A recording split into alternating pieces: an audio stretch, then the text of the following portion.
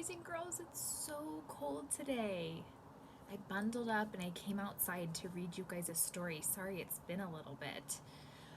I picked a story today that I knew would be the perfect cozy story for today because you guys know I love this weather. I love all types of weather, but I love this weather because this cold, snowy weather, because it just has us stay in and cozy up. Miss Mullen made some soup for Mr. Mullen and I tonight to eat, so that's cooking inside. And so I thought this was the perfect time to come and read you guys a cozy story for today. So our story is called Bear Has a Story to Tell. I just ordered this one, so it's a brand new one. I haven't actually even read it all the way through yet, so we get to enjoy it for the first time together.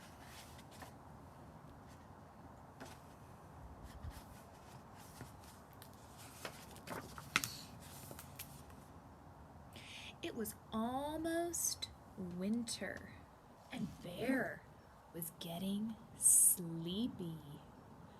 Today feels like winter, even though it's not. But first, Bear had a story to tell. Mouse, would you like to hear a story?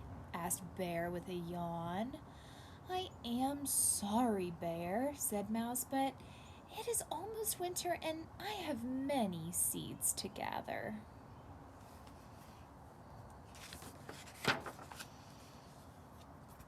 Bear helped Mouse find seeds on the forest floor.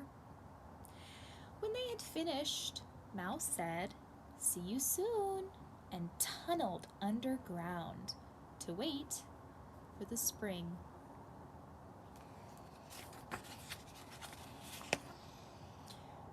Bear took slow, sleepy steps through the forest. Fallen leaves crunched under his feet. "Hello, Duck," said Bear, sitting down to rest his tired legs. "Would you like to hear a story?" "I am sorry, Bear," said Duck, "but it is almost winter and I am getting ready to fly south." No one has time to hear Bear's story. "I will miss you, Duck," said Bear. He raised a paw to check the direction of the wind. "I will miss you too," said Duck, and off he flew.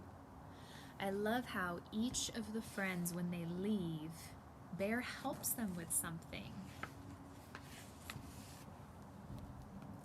The sun was heavy and hung low in the sky. Bear's eyelids were getting heavy too. What does that mean? He counted colors to stay awake. 3 pink clouds, 2 red leaves, 1 green. "Frog, hello," said Bear. "Would you like to hear a story?" "I am sorry, Bear," said Frog, "but it is almost winter and I have to find a warm place to sleep."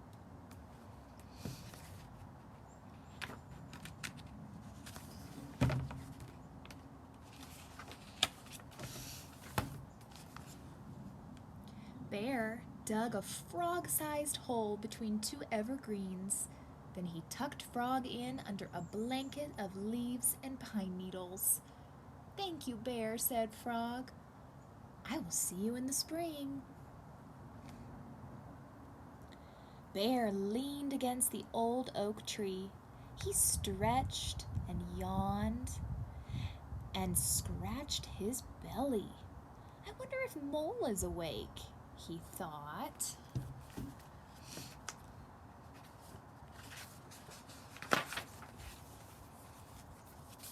"Mole, are you there, Mole?" Mole was already asleep. "Good night, Mole," said Bear with a sigh.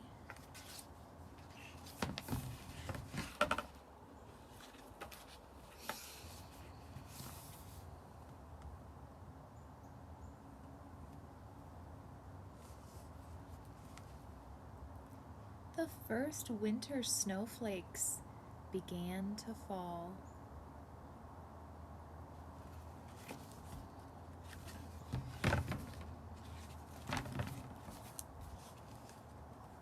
How cozy Bear is. Many months passed, and the sun returned. It melted the snow and woke the trees. Bear rolled out onto the green grass. "It's spring," he said. "Now I can tell my story." I'm so curious to hear what his story is. But first, Bear brought Mouse an acorn.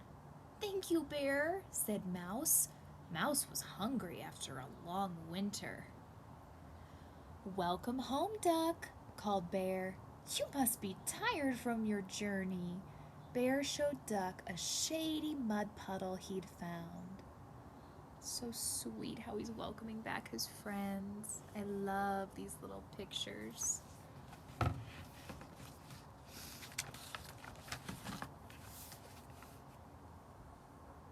Bear placed Frog in the sunshine till he was warm and awake. Frog opened one eye, then the other.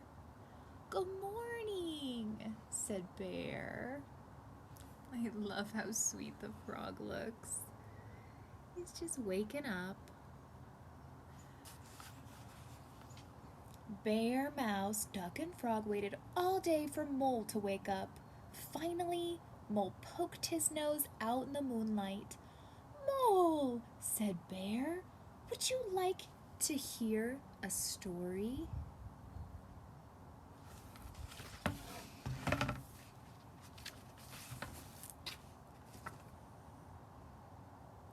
Bear gathered his friends. He sat up straight and he cleared his throat. He puffed out his chest with all his friends listening. Look at how eager they are.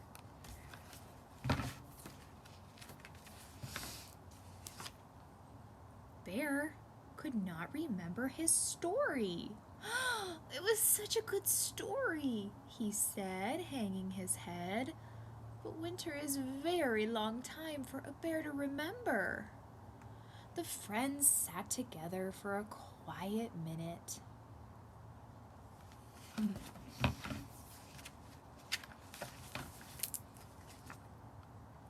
Then Mouse said, "Maybe your story is about a bear." And Duck said, "Maybe your story is about the busy time just before winter." "I think there should be other characters too," suggested Frog. "Like a mole," said Mole, "and a mouse and a duck and a frog."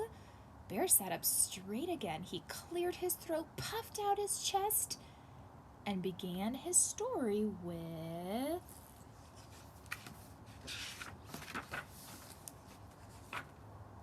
It was almost winter, and Bear was getting sleepy.